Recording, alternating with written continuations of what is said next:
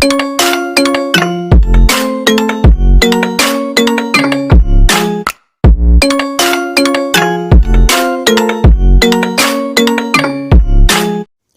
दोस्तों, मैं सेल्फ वीरेंद्र गुज्जर।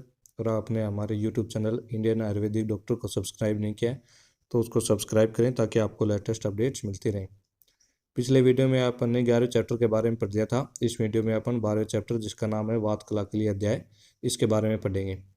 तो इसमें जो कुछ मेन इंपॉर्टेंट बातें हैं वो अपन देख लेते हैं। तो यहाँ पे जो है वात के गुण जो है इस चैप्टर में ये नीचे आ जाएंगे। वहाँ पे मैंने निशान नहीं लगा रखे हैं। यहाँ पे मैंने एक जगह एक पेज के ऊपर लिख दिया है कि कौन कौन से जो इंपॉर्टेंट है ये 2 नंबर क्वेश्चन में पूछ लिए जाते हैं। तो वात के गुण जो है वो कुश ने बताए थे। ठीक है, ये याद रखना है कि वात के गुण किसने बताए, तो वो बताए थे कुश ने। फिर वात प्रकोपक कारण किसने बताए, तो वो बताए हैं कुमारशिरा भारद्वाज ने। फिर वात समन के कारण किसने बताए हैं, तो वो है कांकायन। अमूर्तवात का प्रकोप या फिर समन प्रक्रिया ये किसने बताई है, ये बताई है बडिश दामार्गव ने। प्राकृत शरीर वायु के क्रम, तो प्राकृत शरीर वायु के क्रम किसने बताए हैं, वायुर्विद ने। पित्त संबंधी संभाषा किसने की है, मरीचि ने। मतलब इसका जो मैन है वो कौन था, मरीचि। तो पित्त संबंधी संभाषा किसने की, मरीचि ने। और कफ संबंधी संभाषा किसने की थी, काप्य ने। तो ये जो है अपने को याद रखने हैं, तो 2 नंबर क्वेश्चन में पूछ सकते हैं। तो इसके बाद अपन देखते हैं आगे, तो 12वें चैप्टर पे जो जो इम्पोर्टेंट है वो आगे निशान लगा देंगे। तो अब आगे देखते हैं।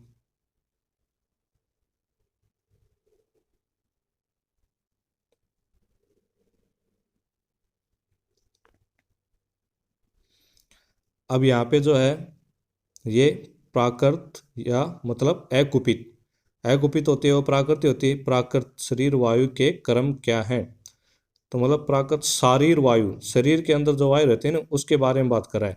तो प्राकृत शरीर वायु के क्रम क्या है, क्या क्या क्रम करती है शरीर के अंदर जो वायु रहती है, तो उसके बारे में बता रहा है। तो कोटेशन में देखना, कोटेशन में जो है इंपॉर्टेंट है वहाँ पे अंडरलाइन कर रखें। जैसे कि वायुस तंत्र यंत्र दर, ठीक है, वायु क्या होती है, तंत्र और यंत्र दर होती है।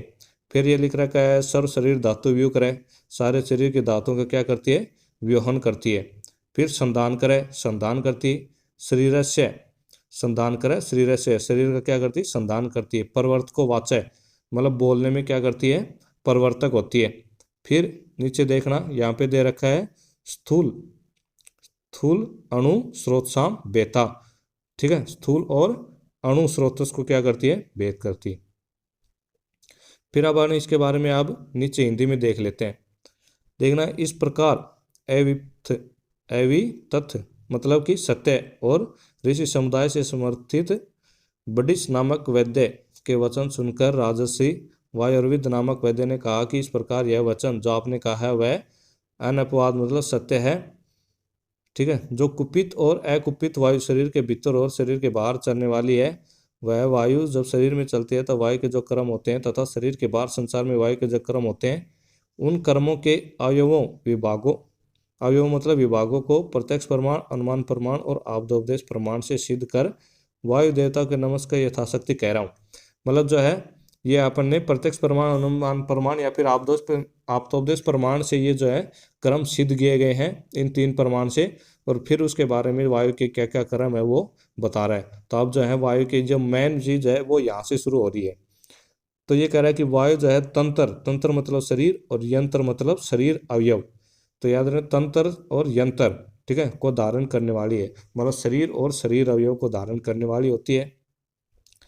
फिर इसके 5 भेद हैं, प्राण, उदान, समान, व्यान और अपान। ये अपन ने पहले ही पढ़ लिए थे अष्टांग हृदय में कि जो वायु के जो है 5 भेद होते हैं, प्राण, उदान, समान, व्यान और अपान।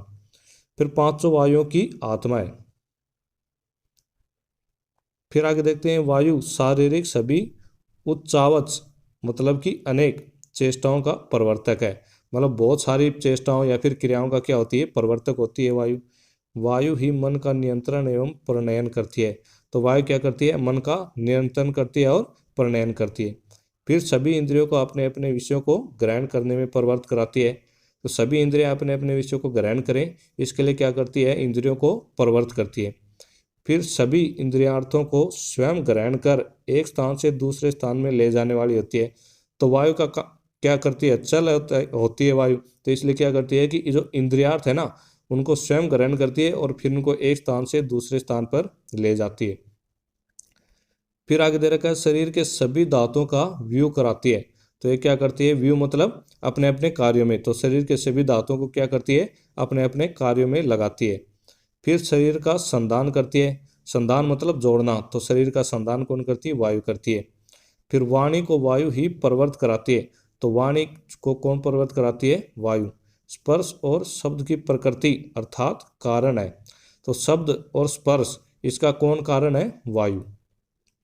फिर आगे देखते हैं, वायु के द्वारा स्पर्श ज्ञान होता है, तो स्पर्श ज्ञान किसके द्वारा होता है, वायु के द्वारा। शब्द की उत्पत्ति होती है, तो स्पर्श और शब्द का कारण ही वायु है, तो वायु के द्वारा स्पर्श ज्ञान होगा और शब्द की उत्पत्ति होगी। फिर कान और त्वचा के निर्माण में मूल कारण वायु होती है। तो देख कान का जो इसमें कौन सी इंद्रिय होती है, श्रोत्र, और उसका जो है अर्थ कौन सा होता है, शब्द, तो इसलिए कह रहा है कि शब्द के कारण क्या हो गया, कान, और फिर स्पर्श ज्ञान इसके द्वारा होता है तो त्वचा, तो इनका निर्माण में मूल कारण क्यों होगी, वायु। शरीर में हर्ष तथा उत्साह होने में वायु कारण होती है, तो शरीर में जो कोई भी हर्ष होता है या फिर उत्साह होता है तो उसमें कौन कारण होती है, वायु। यह वायु जठराग्नि को तेज करती है, मतलब समान वायु है ना, समान वायु क्या करती है, जठराग्नि को तेज करती है। दोषों को सुखाती है, तो वायु क्या होती है, रुक्ष होती है, तो इसलिए ये क्या करेगी, दोषों को सुखाएगी। फिर आगे देखते हैं, मलों को बाहर निकालती है, तो मलों को क्या करेगी, अपान वायु। अपान वायु का कार्य क्या होता है, बाहर निकालना, मलों को बाहर निकालना, तो अपान वायु क्या करती है, मलों को बाहर निकालती है। बड़े बड़े और छोटे छोटे स्रोतों का क्या करती है, भेदन करती है, ठीक है। तो इसमें आता है स्थूल अणु स्रोतसाम बेता, तो बड़े और छोटे स्रोतों का क्या करती है, भेदन करती है। गर्भ की आकृतियों को करने वाली है, मतलब गर्भ का विभाजन कौन करता है, वायु करती है, तो इसलिए बोला है कि गर्भ की आकृतियों को क्या करने वाली है, गर्भ की आकृतियों को बनाने वाली है। फिर इस प्रकार अकुपित वायु शरीर के प्रत्येक कार्य को सुचारू रूप से करती हुई आयु के परिपालन में कारणभूत होती है। तो ये सारे जो है शारीरिक शरीर में कर्म होते हैं वायु के द्वारा, तो वात के शारीरिक कार्य है। अब आगे नेक्स्ट बढ़ते हैं, तो ये जो वायु के हैं प्राकृत शरीर वायु के कर्म क्या है, ये याद रखने हैं, 2 नंबर में या फिर 5 नंबर में क्वेश्चन पूछा जा सकता है इसके बारे में। अब इसमें अलग अलग के जैसे 5 प्रकार की वायु थी, अलग अलग के यहाँ पे जो है स्थान दे रखे हैं, उनके कर्म दे रखे हैं। जैसे प्राणवायु, प्राणवायु का स्थान क्या हो गया, हृदय, उदर स्थान, मुख, नासिका, कान, जीवा, कंठ और मूर्धा, ठीक है। ये क्या हो गए, प्राणवायु के स्थान हो गए। और ये कौन कौन से कार्य करती है, ये कह रहे वहां रहकर उन उन अवयवों को अपने अपने कार्य में लगाती है, मतलब जहाँ जहाँ जिस जिस स्थान में रहती है उन उन अवयवों को अपने अपने कार्य में लगाती है। फिर क्या है, मन का नियंता और प्रणेता होती है, मतलब मन को नियंत्रण भी करती है और प्रेरित भी करती है। फिर हर्ष और उत्साह का कारण होता है कौन, प्राणवायु। संपूर्ण इंद्रियों को अपने अपने कार्यों में लगाती है, तो इंद्रियों को अपने अपने कार्यों में कौन लगाती है, प्राणवायु। फिर संपूर्ण इंद्रियों के अर्थों को एक स्थान से दूसरे स्थान पर प्राणवायु ले जाती है, तभी इंद्रियां उसे ग्रहण करती हैं। तो इंद्रियार्थों के एक स्थान से दूसरे स्थान पर प्राणवायु ले जाती है। शब्द और स्पर्श की प्रकृति, मतलब शब्द और स्पर्श का कारण कौन होता है, प्राणवायु। फिर प्राणवायु क्या होती है, तंत्र यंत्र दर होती है, ठीक है। फिर आगे देखते हैं प्राणवायु के और कर्म। वायु का धारण करने में कारणभूत प्राणवायु है, मतलब वायु को जो धारण करते हैं ना अपन, जैसे इंस्पिरेशन एक्सपिरेशन लेते हैं, तो उसमें कौन सी जो आती है वायु, वो होती है प्राणवायु। तो इसलिए कह रहा है कि वायु को धारण करने में कारणभूत कौन है, प्राणवायु है। तो इस प्रकार ये प्राणवायु के स्थान और क्रम दे रखे। अब नेक्स्ट अपन उदान वायु के जो है देखते हैं स्थान और कर्म क्या है। करे इसका क्रम आचार्य ने प्रवर्त को वाचा है, मतलब वाणी को निकालना, तो ये जो है इसका उदान वायु का क्रम माना गया है। और उदान वायु का स्थान क्या होता है, ठीक है, उदान वायु का स्थान होता है कंठ, तो याद रखना उदान वायु का स्थान कंठ होता है। फिर अपन देखते हैं समान वायु। समान वायु का क्रम रखा है अग्नि को तेज करना, तो ठीक है, अग्नि को क्या करती है, तेज करती है, तो ये समान वायु का कर्म हो गया। फिर आगे देखते हैं व्यान वायु। तो व्यान वायु का कर्म क्या हो गया, शारीरिक छोटी और बड़ी चेष्टाओं का प्रवर्तक है, तो छोटी और बड़ी चेष्टाएं का प्रवर्तक कौन होती है, व्यान वायु। संपूर्ण शारीरिक धातुओं का क्या करती है, व्यून करने वाली है, शरीर का संधान करने वाली है। छोटे बड़े स्रोतों का क्या करती है, भेदन करती है। विकृत धातु और मलों को क्या करती है, सुखाने वाली है। तो इस प्रकार से ये जो है ये व्यान वायु के क्रम हो गए। और व्यान वायु का स्थान क्या होता है, संपूर्ण शरीर होता है। तो समान वायु क्या, अग्नि जठराग्नि, जठराग्नि का होती है अमास्य, मतलब समान वायु का स्थान क्या हो गया, अमास्य हो गया। अब देखते हैं अपान वायु। तो अपान वायु क्या करती है, इसके क्रम हो गए मलों को बाहर निकालना और गर्भ को धारण करना। तो ये दो क्रम हो गए। और ये तो मलों को बाहर निकालती है, जैसे पुरुष हो गया, मूत्र हो गया, ठीक है, इनको बाहर निकालती है। और गर्भ को धारण करना, तो गर्भ को क्या करवाती है, धारण करवाती है। और अपान वायु का स्थान का होता है नाभि के नीचे। अब देखते हैं कि विकृत शारीर वायु के क्रम क्या है। तो अपन ने तो अप्राकृत शारीर वायु के क्रम देखे थे, अविकृत शारीर वायु के क्रम बता रखे हैं। तो इसमें देखना, शरीर में कुपित हुई वायु शरीर को अनेक प्रकार के रोगों से उपतप्त करती है। तो उसमें कौन है, बल, वरण, सुख और आयु के एक नाश का कारण होती है।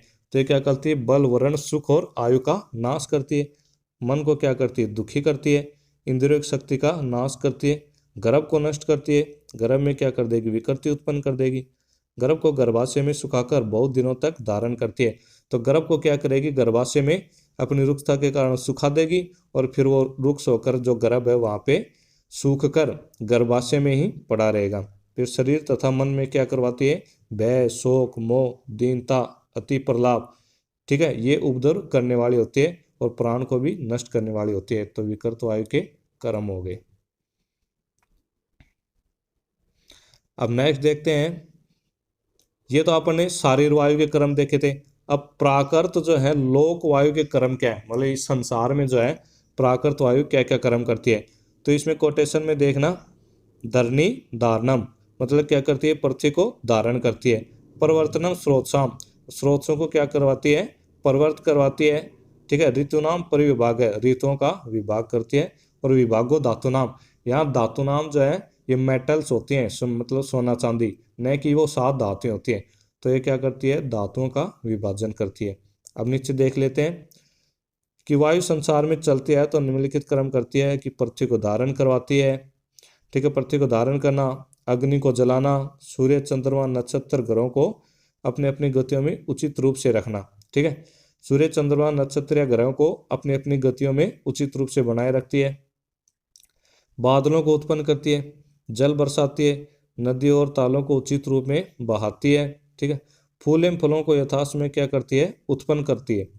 फिर उद्भिद, मतलब जो पृथ्वी को फोड़कर बाहर निकलते हैं ना वृक्ष, उनको बोलते हैं उद्भिद।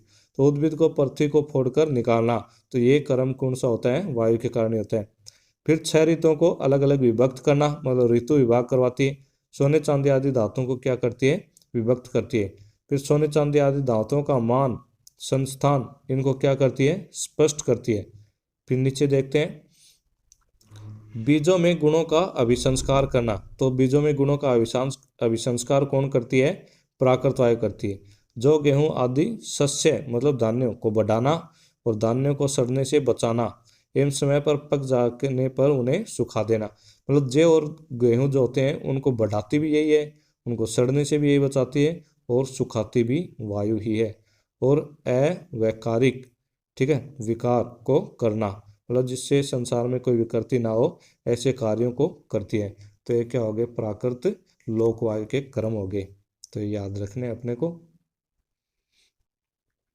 अब आगे देखते हैं कि विकृत जो है लोकवायु के कर्म क्या है। तो इनके उल्टा, इनके विपरीत जो अपन ने प्राकृत लोकवायु के कर्म है उनके विपरीत पढ़ेंगे तो वो क्या हो जाएंगे, विकृत लोकवायु के कर्म हो जाएंगे। तो जैसे लिख रखा है, समुद्रों को उत्पीड़ित करना, तालाबों नालों के जलों को उल्टा बहाना, नदी के जल को उल्टा बहाना। तो ये इतने ज़्यादा इम्पोर्टेंट नहीं है, ये पूछे नहीं जाते हैं। जो इम्पोर्टेंट है उनके अपन ने निशान लगा रखे हैं, बस वही पढ़ेंगे।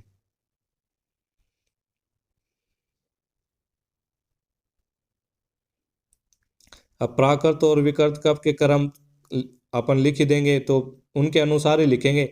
जैसे वात के भी लिख सकते हैं कि वात के क्या क्या गुण होते हैं, तो उसके अनुसार लिख देंगे कि ये शरीर में ये गुण करती है। फिर इसी प्रकार से कफ, कफ के गुण जैसे हो गया स्निग्धता, आलस्य, ठीक है, ये स्थूलता लाती है, दुबलेपन को, कार्य को नष्ट करती है, ठीक है, और निद्रा अधिक लाती है। तो इस प्रकार से ये वाली चीज़ें जो है अपन कफ में लिख देंगे, और पित्त में भी ऐसे ही उसके गुणों के अनुसार जो है उसके कर्म लिख देंगे।